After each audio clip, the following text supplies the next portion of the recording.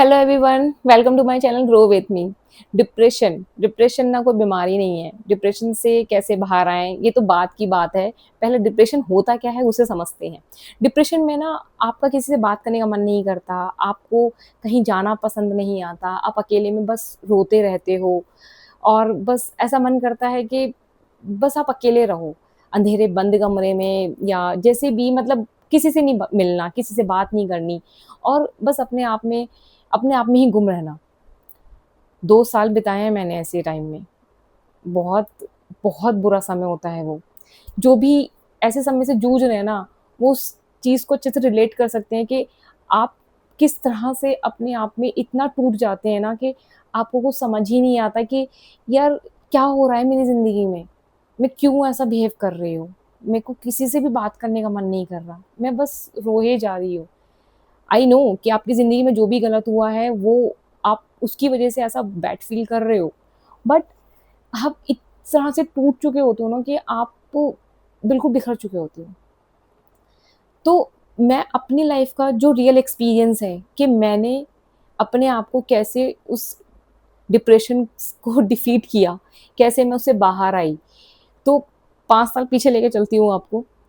मेरी लाइफ में पर्सनल और प्रोफेशनल लाइफ दोनों को मैं बैलेंस नहीं कर पाई और मैं अपना प्रोफेशनल लेवल पे बिल्कुल स्कैटर्ड हो चुकी थी, पर्सनल लेवल पे बिल्कुल स्कैटर्ड हो चुकी थी। मतलब दोनों ही चीज़ें खराब हो चुकी थी। प्रोफेशनल में जो अपना कमाया था सब गँवा चुकी थी। पैसे की वज़ह से डिप्रेशन नहीं था। पर्सनल लाइफ में जो चीज़ें हुई थी उसकी वज़ह से मैं डिप्रेशन फ़ेज़ में आ चुकी थी।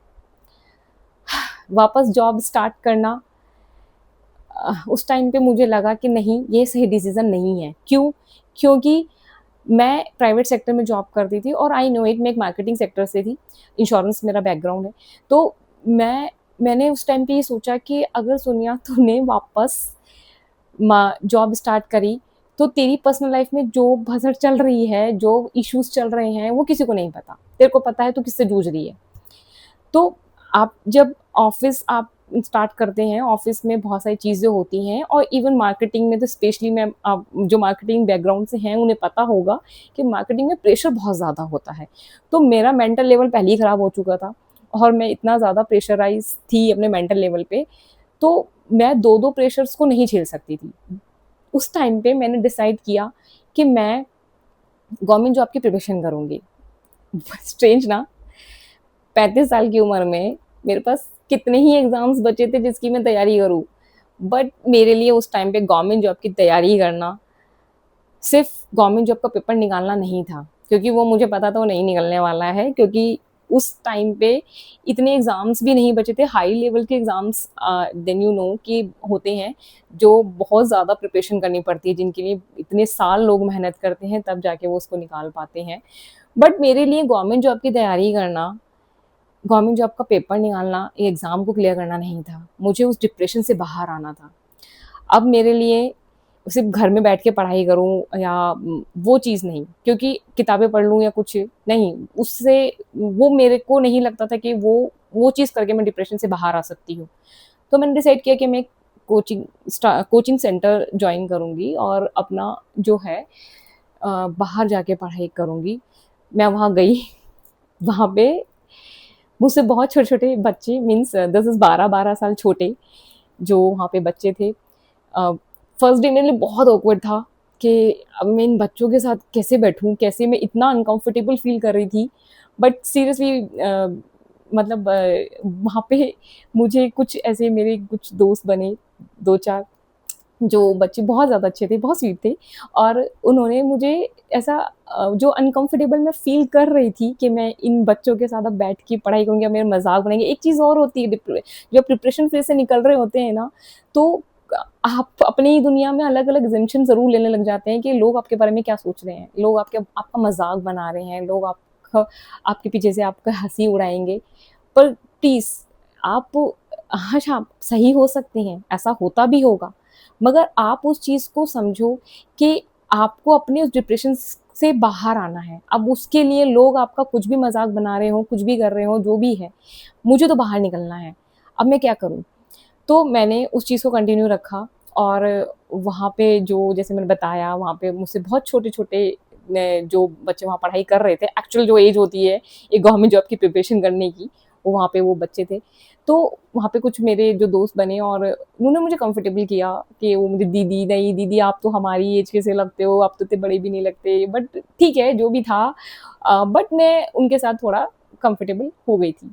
फिर मैंने पढ़ाई को एक पढ़ाई करने लग गई, फिर अपना एक बहुत अच्छे से गवर्नमेंट जॉब की तैयारी में अपना लग गई। साथ में एक एमए के फॉर्म भी फिल किए क्योंकि उस टाइम पे मैं ग्रेजुएट थी। मैंने अपना एमए भी कि एमए की भी पढ़ाई शुरू करूँगी साथ-साथ, और दोनों की मैं तैयारी में लग गई। और वो कहते हैं ना, कचरा यहाँ होता है, ठीक है? उस कचरे को निकालने के लिए ना, वो डिप्रेशन जो कचरा था ना वो यहाँ था। मुझे पढ़ाई घुसानी थी यहाँ पे, ताकि पढ़ाई घुसे वो कचरा यहाँ से बाहर निकल जाए। और धीरे-धीरे, धीरे-धीरे सब चीज़ें होती चली गई और मैं अपना अच्छे से अपना पढ़ने लग गई। अब कोविड आ गया। कोविड आया तो अब कोचिंग तो बंद हो गई। अब क्या करूँ? अब लगा कि यार अब कैसे डिप्रेशन फेज़ से बाहर आऊँगी? बट मैं, हाँ, मैं गॉड में बहुत बिलीव करती हूँ। मैं साईं बाबा को बहुत ज़्यादा मानती हूँ। मेरे उनमें बहुत बिलीव है। मैंने बहुत बार साईं सचरित्र पढ़ी उस टाइम पे, जो मतलब मैं को ऐसा लगता था कि बस मैं वो पढूँ और मैं अपना उस डिप्रेशन फेज़ से बाहर आऊँ कैसे भी करके। तो मैं जो मतलब साईं बाबा को मानते होंगे, जिनको पता होगा, तो उनका एक साईं चरित्र का 1 सप्ताह का पाठ होता है। तो वो आपको गुरुवार से लेके गुरुवार में ख़त्म करना होता है। तो मैं उस टाइम पे ऐसा करती थी कि मैंने गुरुवार को शुरू किया और गुरुवार को उसको ख़त्म किया। एक मेरा पाठ पूरा हो जाता था साईं चरित्र का। पूरी वो आपको साईं चरित्र पढ़नी होती है उस टाइम पे। और मैं 1 हफ्ते बाद, वो जो 1 हफ्ता था वो मुझे बहुत अच्छा लगता था। मैं बड़ा खुश होती थी कि हाँ, चलो मैं अब मुझे अच्छा लग रहा है और मैं बहुत अच्छा फ़ील कर रही हूँ। फिर जैसे ही वो मेरा पाठ खत्म होता, मैं वापस डिप्रेशन फ़ेज़ में आ जाती। अब पढ़ाई भी, वो कोचिंग भी बंद हो चुकी थी, समझ ही नहीं आ रहा था क्या करूँ? धीरे-धीरे, धीरे-धीरे कोविड भी इतना रफ़्तार पे हो गया, सब लॉकडाउन लग गया, बट शायद मेरे लिए वो एक अच्छा मोमेंट था। कोविड लगने के बाद लोग तो घरों में बंद हुए, बट मैं उस डिप्रेशन फ़ेज़ से बाहर आ चुकी थी। देन आई डिसाइडेड कि अब चीज़ें थोड़ी-सी ठीक होने लग गई हैं और मैं अपने आप को थोड़ा अच्छा फ़ील करने लग गई थी कि अब मैं बात करने लग गई थी, थोड़ा अपने रिलेटिव्स में बात करना, घर में बात करना। अब वो रोना-धोना बहुत लेवल पे बहुत कम हो गया था या ख़त्म ही हो गया था। अब दिमाग में आया कि चलो अब जॉब स्टार्ट करते हैं, क्योंकि जॉब तो करनी ही थी, अपने आप को वापस ट्रैक पे तो लाना ही था। तो अब चीज़ें, काफ़ी चीज़ें सीखी पढ़ाई करके। पढ़ाई तो चलो ठीक है, जो हो चल रहा था, उसके साथ-साथ मैं यूट्यूब पे बहुत अपना टाइम स्पेंड भी करती थी। लाइक वहाँ पे अपना टाइम व गलत चीज़ों में, मतलब मीन्स जैसे अपना रील्स देखते रहते हैं इंस्टा पे, उस पे टाइम बर्बाद नहीं करती थी। मैं यूट्यूब से चीज़ों को कंज़्यूम करने में, कि मैं कैसे उन चीज़ों को अच्छे से कंज़्यूम कर सकती हूँ, क्या करूँ, क्या करना चाहिए लाइफ़ में, क्या होना चाहिए, तो मैं उस चीज़ों पे ज़्यादा फ़ोकस करती थी। तो धीरे-धीरे मेरी जो लाइफ़ में, जो अब मैंने डिसाइड कर लिया कि अब मुझे जॉब स्टार्ट करना है। देन फिर फाइनली मैंने अपना जॉब स्टार्ट करा, क्योंकि अब मैं पूरी तरह से प्रिपेयर थी कि अब मैं ऑफ़िस का प्रेशर ना झेल सकती हूँ, क्योंकि मैं डिप्रेशन फ़ेज़ से बाहर आ चुकी हूँ।